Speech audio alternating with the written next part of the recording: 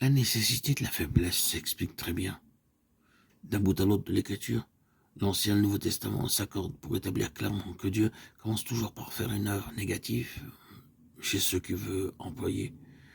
Il les humilie, il les met par terre, il leur fait toucher du doigt leur faiblesse et leur néant.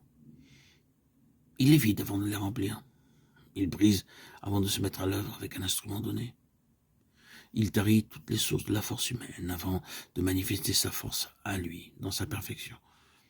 Le fait est certain.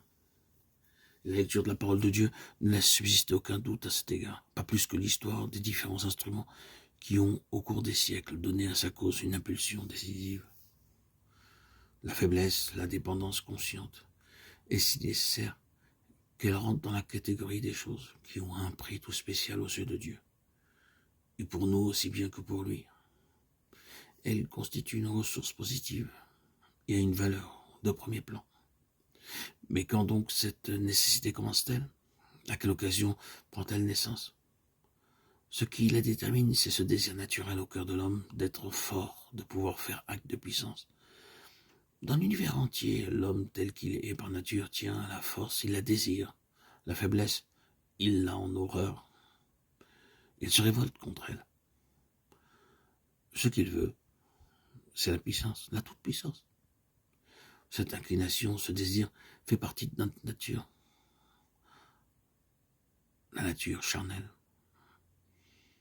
La nature de l'ancienne création, de l'homme déchu.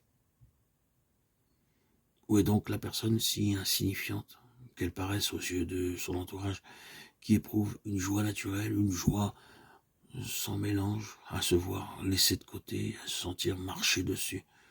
Où est-il donc cet homme, cette femme, qui trouve son plaisir à se laisser ravaler, à ne pas pouvoir tenir son rang, à ne pas être à la hauteur de ses semblables, à n'avoir pas une certaine mesure de dignité?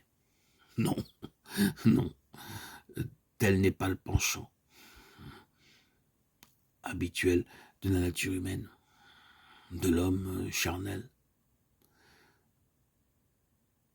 de la création ancienne.